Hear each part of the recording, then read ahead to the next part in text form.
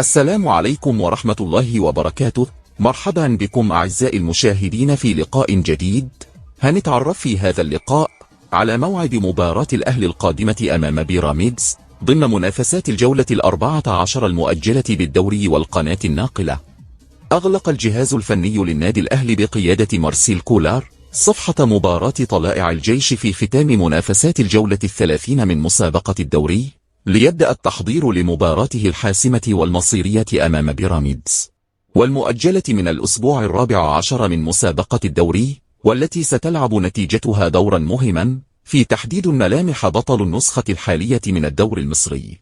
وبدأ مارسيل كولر بالتشاور مع معاونيه في الأهلي تحديد برنامج مباراة بيراميدز القادمة من أجل تحديد الجرعات التدريبية والتدريبات الفنية والخططية التي يحتاجها الفريق من أجل تجهيزه بشكل جيد قبل تلك المواجهة المصيرية. ويعكف مارسيل كولار على تصحيح الأخطاء التي وقع فيها الفريق خلال مباراة طلائع الجيش لضمان عدم تكرارها وتحقيق انتصار جديد على فريق بيراميدز. وبدأ مارسيل كولار رحلة استكشاف فريق بيراميدز بمشاهدة مقاطع فيديو لمبارياته السابقة في الدوري، وقد حذر اللاعبين من خطورة فريق بيراميدز الذي يقدم مستويات طيبة بقيادة مديره الفني الكرواتي كورونسلاف يورتشيتش، بخلاف رغبته في الخروج بنتيجة إيجابية لتزداد فرصته للفوز بالدوري لأول مرة في تاريخه. وتعد مباراة الأهلي وبيراميدز مهمة في رحلة المارد الأحمر لتصحيح مساره في جدول الدوري عن طريق الفوز بالمباراة لضمان صعوده لقمة المسابقة بعد خوض اللقاءات المؤجلة للحفاظ على اللقب المحلي. هذا وقد وصل فريق الأهلي إلى انتصاره 12 على التوالي بعد أن حقق فوزا مهما على الطلائع بثنائية دون رد في الجولة السابقة بالدوري. بهذا الفوز ارتفع رصيد الأهلي إلى 57 نقطة في المركز الثاني بجدول الدوري، بينما توقف رصيد طلائع الجيش عند 35 نقطة في المركز 11 في البروفة الأخيرة قبل خوض مباراته المصيرية أمام بيراميدز.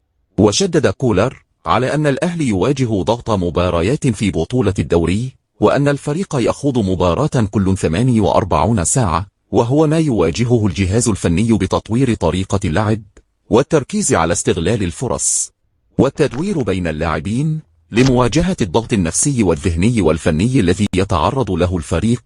والأهلي يقاتل من مباراة لأخرى في المسابقة بحثا عن الفوز ببطولة الدوري، وأن الأهلي يمتلك الحلول الفنية لتعويض أي غياب عن الفريق.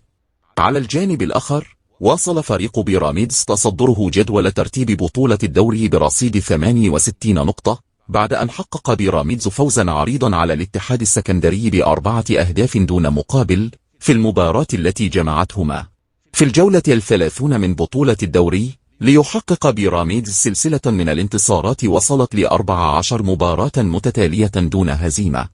بهذا الفوز يهيمن بيراميدز على المركز الأول برصيد 68 نقطة، فيما يحتل الاتحاد السكندري المركز العاشر برصيد 38 نقطة.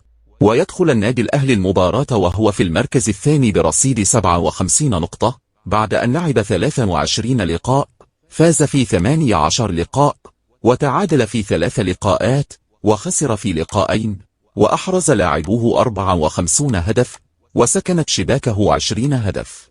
بينما يدخل نادي بيراميدز المباراة وهو في المركز الأول برصيد 68 نقطة بعد أن لعب 27 لقاء، فاز في 21 لقاء، وتعادل في 5 لقاءات، وخسر في لقاء واحد، وسجل لاعبوه 49 هدف، واستقبلت شباكه 17 هدف. ويستعد النادي الأهلي لمواجهة نادي بيراميدز في المباراة المقرر لها الجمعة القادمة الموافق 12 يوليو على استاد القاهرة الدولي ضمن منافسات الجولة 14 المؤجلة بالدور المصري. وتنطلق المباراة في تمام الساعة 9 مساء بتوقيت القاهرة والسودان وسوريا والأردن وليبيا ولبنان وفلسطين، والساعة 7 مساء بتوقيت الجزائر والمغرب وتونس، والساعة 9 مساء بتوقيت السعودية والعراق واليمن والكويت والصومال والبحرين وقطر، والساعة 10 مساء بتوقيت الإمارات وسلطنة عمان، والساعة 6 مساء بتوقيت موريتانيا. وتنقل قناة أون تايم سبورت مباراة الأهلي وبيراميدز ضمن منافسات الجولة 14 المؤجلة بالدور المصري، في وجود استوديو تحليلي يضم كوكبة من نجوم الكرة المصرية. تمنياتي لكم بمشاهدة ممتعة، وإلى لقاء جديد.